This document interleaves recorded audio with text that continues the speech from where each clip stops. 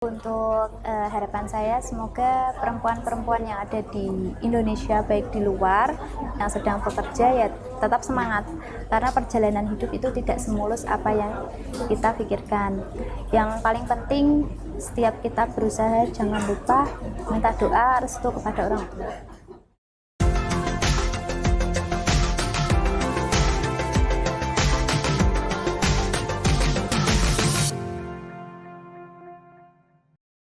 Assalamualaikum warahmatullahi wabarakatuh. Salam sehat. Jumpa lagi bersama saya Bang Kumis, kupas masalah dan isu. Para sahabat Bang Kumis, hari ini saya mewawancarai anak muda yang bergelut di bidang tata rias. Beliau adalah anak Kudus asli, yaitu Mbak Elok Fadilatul Ulia, sarjana pendidikan. Setelah disami saya, Mbak Elok. Assalamualaikum Mbak Elok. Ya, assalamualaikum. Waalaikumsalam. Gimana kabarnya? Alhamdulillah baik Pak. Ya. Hari ini mengadakan acara pelatihan sebagai narasumber ya hari ini. Iya, sebagai narasumber. Iya. Mbak Elok di keseharian sebelum acara ini itu kan ada pandemi COVID-19 yang kemudian sekarang ini di level 3 kayaknya. Keluarga sehat semua, nggak ada yang terkena COVID? Sehat semua ya. Berapa bersaudara? Saya 7 bersaudara. 7 bersaudara? Iya, 7 bersaudara. Saya perempuan sendiri, saya nomor 6. Loh, perempuan sendiri? Iya, perempuan sendiri. Saya kenal kakak-kakaknya, Iya. Mas Umar, Mas Bagus. Berarti paling cantik sendiri toh? Setelah ibu. Setelah ibu. Iya. Bapak sudah pensiun ya? Dulu di PNS Bapak ya? Iya, sudah pensiun. Sekarang tahun depan ibu pensiun. Iya. Kemudian dulu kuliahnya di mana? S1-nya, Saya SPD-nya? kuliah di Universitas PGRI Semarang, jurusan Pendidikan Jasmani, Kesehatan dan Rekreasi, jurusan olahraga. Sarjana pendidikan tapi bidang olahraga. Pendidikan bidang olahraga. Nah, kenapa nggak ngajar? Malah sekarang jadi perias dan punya salon. Ya sebenarnya itu banyak sih Pak, karena saya tuh disebut sebagai wanita multi talent. Gitu ya. Jadi dulu waktu SMA itu saya bergelut di dunia, waktu SD, SMP, SMA itu bergelut di dunia seni tari, penari Jawa. Kemudian lanjut di SMA itu saya sebagai atlet futsal. Iya, atlet futsal atau atlet sepak bola. Nah di situ karena dulunya nggak diterima di universitas yang saya inginkan, akhirnya saya berpaling ke universitas tapi sesuai dengan basic saya kan atlet dulunya. Nah setelah itu terjunlah di dunia olahraga. Di dunia olahraga itu bukan cuma satu bidang, ada instruktur senam, kemudian ada futsal, basket, renang dan lain sebagainya. Cuman dari situ pun saya sampai sekarang, kenapa saya memilih di tata rias itu kembali ke hobi. Hobi yang saat ini bisa mendukung saya berkarir hanya di tata rias. Untuk instruktur senam sebenarnya masih jalan, cuman karena pandemi seperti ini kan untuk orang-orang berkumpul kan dibatasi. Nah, jadinya kemarin sempat off beberapa bulan, beberapa tahun malah Pak saya menjadi instruktur senam. Karena ada COVID-19 ini? Iya, ada COVID-19 ini. Tapi bisa main futsal? Kalau futsal bisa, karena dulu tuh yang membentuk tim tuh sebenarnya saya. Jadi dulu saya mengawali, ayo toh cewek-cewek ini harus futsal, harus bisa di bidang apa saja. Saya mengawali seperti itu, terus akhirnya mengajak teman-teman saya yang dulunya di basket, saya alihkan ke futsal. Ada yang dari voli ke futsal. Cuman bertahan 2 tahun. Setelah itu cedera kaki sampai akhirnya berhenti futsal. Gitu. Berarti sekarang ini masih menjadi instruktur senam dan pelatihan tata rias. Yes. Selain itu juga job-job kayak wedding, engagement kayak gitu Pak. Kayak gitu ya? Iya, freelance gitulah. Tata rias juga? Tata rias juga. Luar biasa. Ini perempuan modern. Iya. Semua bisa. Harus Pak. Iya. Dan tata rias itu, karena tata rias itu kan laki-laki memang suka, sebagian besar tidak semua ya, laki-laki itu memang suka perempuan yang mau merias diri. Iya. Karena dengan merias diri itu kan rapi, ya kan. Tentu saja ketika dipandang bukan dipandang orang, dipandang suaminya itu. Kebetulan saya belum menikah, jadi belum punya suami. Wah, tapi sudah ada calon. Insya Allah. Doakan saja yang terbaik. Iya. Nggak punya niat untuk menjadi guru? Sebenarnya itu ada niatan, tapi karena saat ini harus mengabdi dulu baru bisa diangkat sebagai guru tetap. Saya rasa pekerjaan ini sudah mendorong saya sebagai gurunya guru rias sekarang, bukan guru olahraga. Iya. Dan kemudian sekarang sudah punya usaha salon ya? Alhamdulillah. Salon. Kemudian salon ini apakah juga kadang dapat panggilan untuk merias misalnya tetangga atau untuk bulan-bulan lalu banyak sekali Pak, sampai biasanya full setiap bulan tuh ngerias.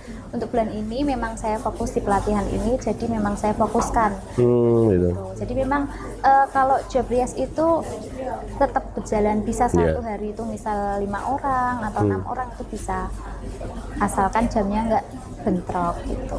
Tapi punya karyawan untuk itu ya, kalau asisten untuk lah. Asisten wedding ada ya. Tapi kalau untuk kayak misal job graduation apa itu terus tunangan, lamaran gitu bisa jalan sendiri. Itu salonnya di mana itu, Mbak? Salonnya di Jalan Raden Ayu Melati Kidul, RT 3 RW 1. Depan makam Raden Ayu Melati. Oh, situ ya. Berarti kalau ada itu apa ya, rumah makan apa itu namanya yang kecel itu ya? Oh iya, Mbak itu. Ratmi atau siapa? Sarmi itu ke utara ke ya? utara dikit masuk. Iya, ini biar para sahabat Bang Gumis kan ketika membutuhkan jasa dari Mbak Elok ini kan sudah tahu alamatnya gitu. Iya. Kalau saya memang sering dulan di rumahnya kakak jenengan itu Mas Bagus. Kalau Mas Bagus itu kan Melati Rawito, kalau saya Melati Kidul. Oh, itu beda beda. Dan Melati Kidul itu desa bukan kelurahan ya. Iya, kelurahan. Melati Norito juga kelurahan. Oh, gitu. Dan kemudian ini untuk pelatihan ini sudah berapa lama dengan sebagai instruktur itu? Kalau untuk pelatihan itu sudah sering saya menerima, tapi secara privat.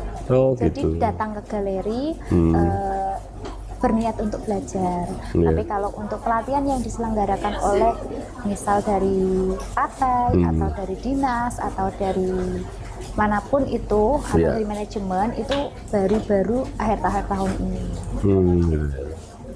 Nah, sekarang ini tadi pesertanya lumayan banyak dan lumayan diapresiasi dari ya kita lihat tadi cara penyampaiannya juga sangat lugas, kemudian mudah dipahami oleh para peserta. Itu yang terpenting. Kadang-kadang itu orang itu cara menyampaikan itu kadang-kadang kan sulit bisa diterima. Kayaknya Mbak Elok tadi dengan jelas dan mudah dipahami. Kemudian apa target Mbak Elok untuk agar supaya nanti kaum perempuan supaya misalkan di bidang tata rias itu kemudian ada yang menjadi perias beneran, bukan hanya merias diri tapi bisa bermanfaat untuk secara ekonomi bisa dapat penghasilan. Gini, dari pelatihan ini itu nanti akan berkelanjutan. Mungkin di tahun depan ada pelatihan tata rias, tapi beda. Kalau yang ini gaun panjang, yang tahun depan ada Jawa Pakem, kemudian Sunda Siger atau apa itu kan macam-macam. Jadi ada kelanjutannya. Nah, untuk targetnya sih sebenarnya untuk peserta itu dari dirinya sendiri. Kalau dia ingin menjadi perias, biasanya mereka melakukan kursus secara privat. Gitu, ke satu guru, misal dari guru A nanti ke guru A lagi baru pindah ke guru B gitu. Jadi memang harus upgrade ilmu. Jadi kalau tadi itu kan make up artis atau tata rias bisa disebut jadi beda-beda ya, ada yang sebenarnya sama Pak, hanya perkembangan zaman aja. Perkembangan zaman dari dulu itu sering disebut dukun rias, kemudian ada yang tukang rias, kemudian menjadi tata rias, itu loh penata rias, kemudian ada yang bilang perias, ada yang terus upgrade lagi menjadi MUA, itu kan gitu. make up artist, ya seniman perias, artinya sepertinya Gitu. itu Pak. Hanya sebutan itu. Iya. Maksudnya saya pikir begini, ketika make up artis atau MUA itu pengertian saya sebagai orang awam itu rias atau tata rias atau make up untuk artis, bukan itu ya ini maksud. Kalau itu simpang siur, ada yang mengatakan seperti itu. Cuman setelah saya pelajari ternyata itu make up artis artinya make up yang menyerupai make upnya artis. Nah, jadi misal artis nih Lesti Kejora make upnya seperti ini, nanti perias lainnya, pengantin lainnya pengen seperti si Lesti Kejora. Jadi kita disebut sebagai MUA itu tadi Pak. Seperti itu. Gitu. Dan salonnya juga dikasih Logo MUA, ya make kita up lihat artist. seperti itu. Make up. Profesional make up artist biasanya seperti itu. Gitu ya. Kemudian apa pendapat dari Mbak Elok berkaitan dengan peran serta seorang perempuan, baik itu di rumah sebagai ibu rumah tangga tentu, karena kodratnya itu ibu rumah tangga itu kan harus memang taat pada suami dan anak-anaknya apa itu harus dididik oleh seorang ibu, dan di luaran artinya wanita yang karir. Oke.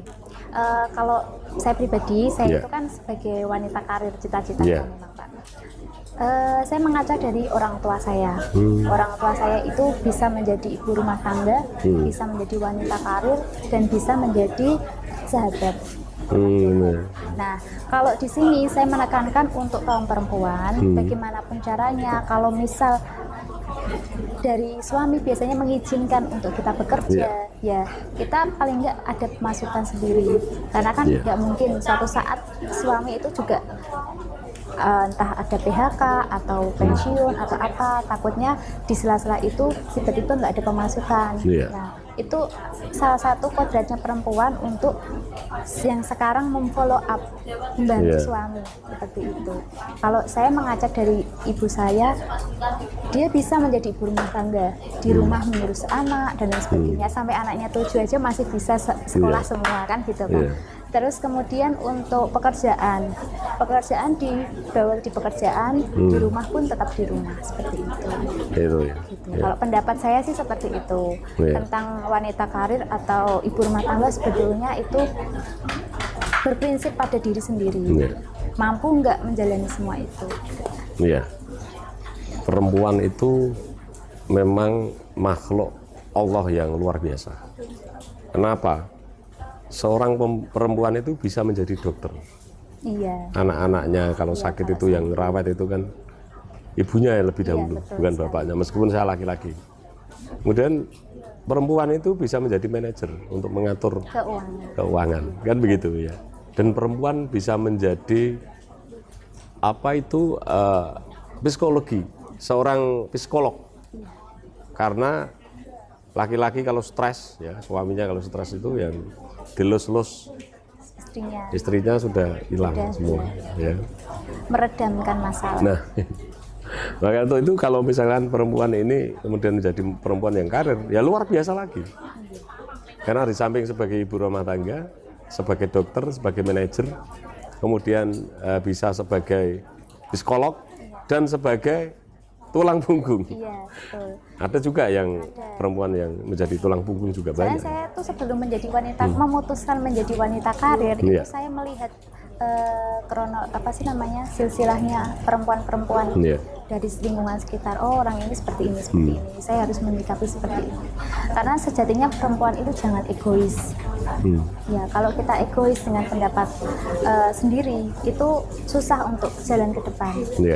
Kita harus misal diingatkan orang lain, nanti kamu seperti ini, gitu harus ikuti bandingkan mana yang baik, mana yang buruk. Ya, karena perempuan itu memang memakai perasaan. Iya. Sebagian besar itu cara memandang suatu masalah dengan perasaan. Kalau laki-laki dengan logika. Betul. Memang diciptakan seperti itu agar supaya nanti sinkron itu loh yang ya perempuan itu kalau ya diomongin dikit itu Ya, cepat marah, cepat nangis Pak, gitu. kuncinya itu cuma di sini. Jangan egois. Kalau misal perdebatan masalah perempuan dan laki-laki memang nggak akan ada selesainya. Yang penting jangan egois baik maupun laki-laki atau perempuan. Cuman kalau laki-laki kan lebih banyak ngalahnya biasanya Pak. Kalau perempuan kan ya bisa memposisikan. Kemudian Mbak Elo, untuk di Indonesia ini keterwakilan perempuan itu kan di undang-undang 30% ya, baik itu pencalekan maupun apa itu syarat pencalekan itu kan 30%. Apakah menurut Mbak Elo untuk undang-undang untuk keterwakilan perempuan ini sudah sesuai dengan mewakili kaum perempuan dengan keterlibatan 30%? Sebagian besar, sudah semuanya. Iya. Ya, karena kan dilihat dari perekonomian Indonesia. Ada yang perempuan masih bergantung, ada yang ya itu dilihat dari perekonomian sih Pak. Kalau dilihat dari perempuan yang saat ini loh, yang saat ini. Gitu. Dibandingkan dengan wanita karir itu beda. Apalagi setelah menikah, perempuan kan sudah mengikut suami, jadi kita bisa menilai besar kecilnya kuota perempuan di Indonesia ini. Ternyata banyak yang menganggur seperti itu, ada yang menjadi ibu rumah tangga saja, ada yang kreatif jadi ibu rumah tangga, usaha kecil-kecilan juga ada seperti itu. Saya menemukan beberapa contoh itu seperti itu. Yang penting tidak nganggur aja kalau perempuan Pak. Gitu. Ya enggak, memang perempuan itu kan memang kodratnya bukan mencari penghasilan, bukan. Yang mencari penghasilan itu laki-laki. Ya, tapi dari finansialnya sebuah keluarga itu pertengkarannya mesti di situ. Ya, jadi ekonomi. Kalau memang sama-sama pengen maju, ya memang dua-duanya harus maju. Ya, laki-laki harus sadar bahwa perempuan itu memang diciptakan. Itu kan sebagai pendamping laki-laki. Yang mencari nafkah laki-laki, kemudian perempuan itu yang ngurus anak, ngurus keluarga, yaitu tadi menjadi manajer. Sehebat apapun seorang laki-laki kalau manajernya tidak pandai, maka ya nggak bisa ngumpul uangnya itu. Bisa habis untuk belanja apa, pengeluarannya tidak terkontrol. Nah itu yang saya maksud itu Pak tadi. Iya. Ya perempuan itu manajer yang baik menurut saya itu. Ada pepatah mengatakan bahwa seorang laki-laki yang sukses selalu ada perempuan di belakangnya. Nah perempuan ini cerewet, ngomong terus, kayak bisa diatur ya sulit. Kemudian harapan dari Mbak Elo untuk perempuan-perempuan Indonesia, terkhusus di Kudus lah, karena dengan orang Kudus. Kalau harapan saya ya memang pada dirinya sendiri, ada pada pendirian dirinya sendiri. Ibaratnya jangan ngikut gitu Pak. Kalau misal kita ngikut, aku mau kayak gitu kayak misal dengan kondisi perekonomiannya standar, tapi dia ingin dengan kualitas hidupnya yang tinggi, itu kan tidak sinkron. Nah, sesuai dengan hidupnya saja. Kalau saya untuk perempuan Indonesia sih itu. Khusus di Kudus. Untuk anak-anak muda sekarang, yang khususnya perempuan muda sekarang, kalau untuk anak muda sekarang sih lebih giat, karena kan masih muda, masih belum memikirkan kedepannya seperti apa dan sebagainya. Ya diperbanyak aja pengalaman, mengikuti training atau pelatihan, atau mungkin perbanyak pergaulan yang sehat, komunitas yang baik, kayak gitu kan, menambah cara berkomunikasi itu kan penting Pak. Ketika nanti bertemu dengan orang yang penting, kita bisa menyikapi dengan sopan. Karena kemarin saya juga pernah bertemu dengan salah satu perempuan, dan itu udah ibaratnya di usia yang matang, tapi dia menyikapi orang itu tidak ada sopan santun. Itu juga salah satu kuncinya perempuan di sana.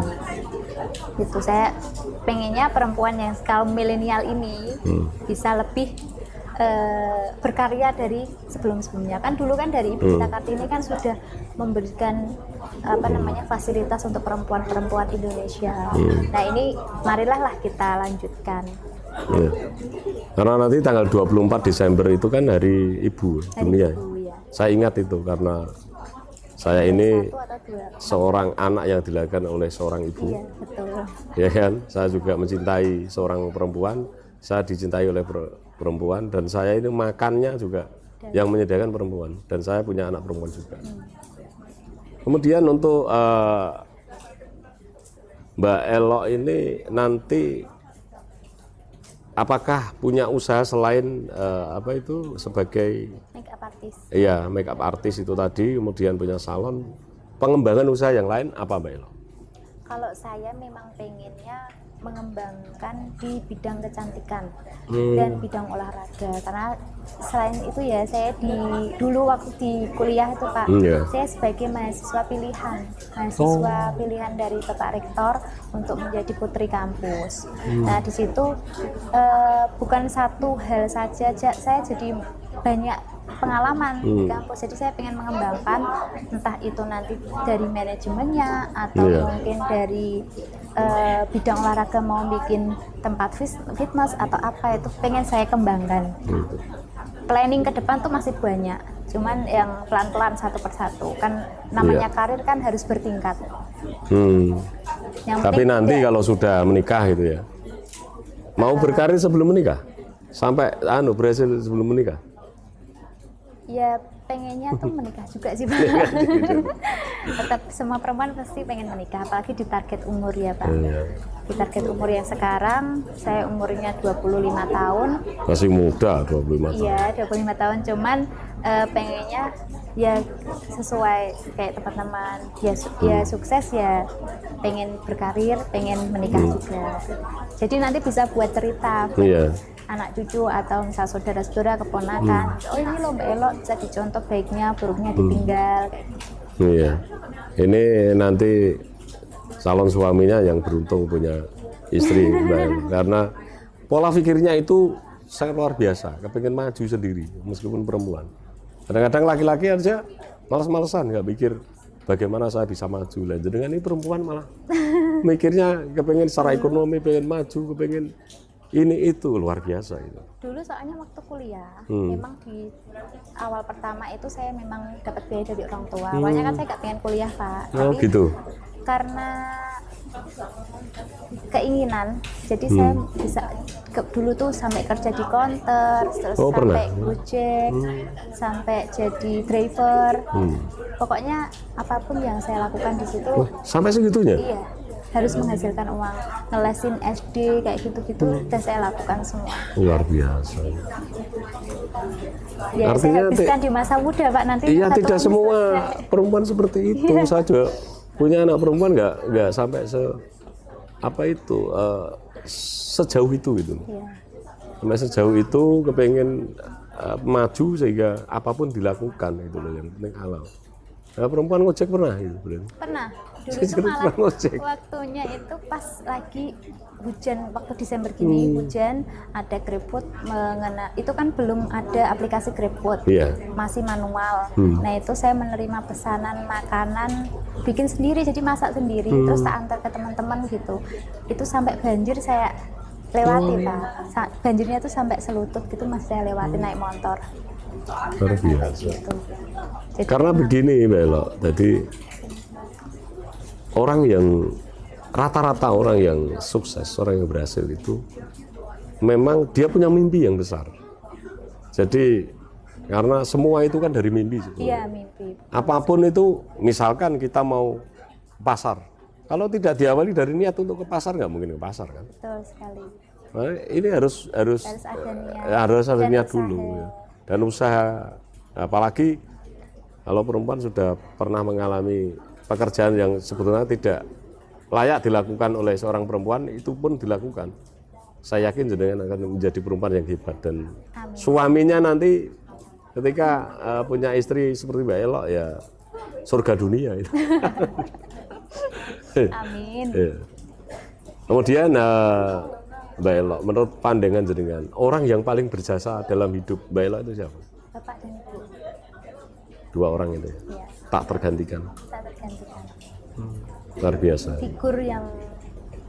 Figur untuk pekerja keras itu Ibu dan Bapak. Terus figur usaha juga Ibu dan Bapak. Ibu kan sama Bapak kan juga punya usaha. Nah dari situ saya pengen banget mendirikan usaha sendiri. Gitu.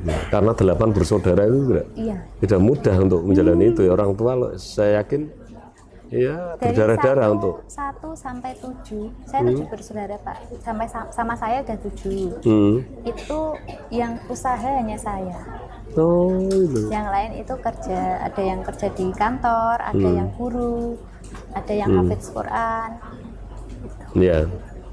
Tadi yang anu ya kakaknya tadi ya, yang ngisi doa tadi. Kemudian untuk saudaranya Mas Bagus itu kan arsitek ya. Iya. Kayaknya juga sekarang sudah mulai ekonominya sudah mulai mapan sekarang saya lihat. Itu juga mulai dari nol juga Pak. Iya, saya tahu itu teman saya. Dan kemudian Mbak Elo ini punya moto hidup apa? Moto hidup ya. Kalau saya pribadi moto hidupnya untuk usia muda saya habiskan dengan pengalaman. Di usia tua saya siap untuk melaksanakan. Jadi nanti tinggal di usia tua saya tinggal menjalankan saja gitu Pak. Kemudian kira-kira boleh tahu nggak target untuk menikah kapan?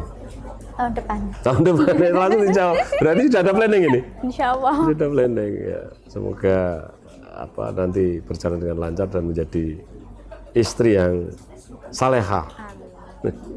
Yang terakhir karena ini juga kita dibatasi oleh waktu Mbak Elo. Apa harapan Mbak Elo untuk closing ini agar supaya perempuan ini maju dan ajakan dari Mbak Elo untuk perempuan pada umumnya? Monggo, ini kameranya. Untuk harapan saya semoga perempuan-perempuan yang ada di Indonesia baik di luar yang sedang bekerja ya tetap semangat karena perjalanan hidup itu tidak semulus apa yang kita pikirkan. Yang paling penting setiap kita berusaha jangan lupa minta doa restu kepada orang tua. Iya. Terima kasih Mbak Elo atas waktu yang diberikan kepada saya, mau saya wawancarai, dan semoga karir Mbak Elo bisa berjalan dengan lancar dan sukses selalu. Semoga Mbak Elo segera dapat jodoh karena sudah ada tadi planning ya, menjadi istri yang salehah dan diberi rezeki yang berlimpah dan barokah dan dijauhkan dari segala fitnah dan apa yang menjadi cita-cita Mbak Elo dikabulkan oleh Allah Subhanahu wa taala. Ya, sehat selalu, salam keluarga buat keluarga semua Mbak Elo. Demikian tadi para sahabat Bang Kumis, wawancara dengan Mbak Elo Aulia, sarjana pendidikan, yang malah sebenarnya ini berusaha untuk mengembangkan tata rias dan salon yang sekarang ini sudah 2 tahun, 3 tahun berjalan. Dan Mbak Elo ini juga seorang motivator juga karena sebagai tutor ya untuk para kaumnya, yaitu kaum perempuan. Saya Bang Kumis, apabila ada tutur kata yang kurang berkenan, mohon maaf yang sebesar-besarnya. Jangan lupa subscribe, like, dan share channel Bang Kumis, karena sentuhan jenengan yang menurut jenengan itu berarti, tapi berarti bagi kami. Saya Bang Kumis, sampai ketemu di lain kesempatan. Wassalamualaikum warahmatullahi wabarakatuh. Salam sehat.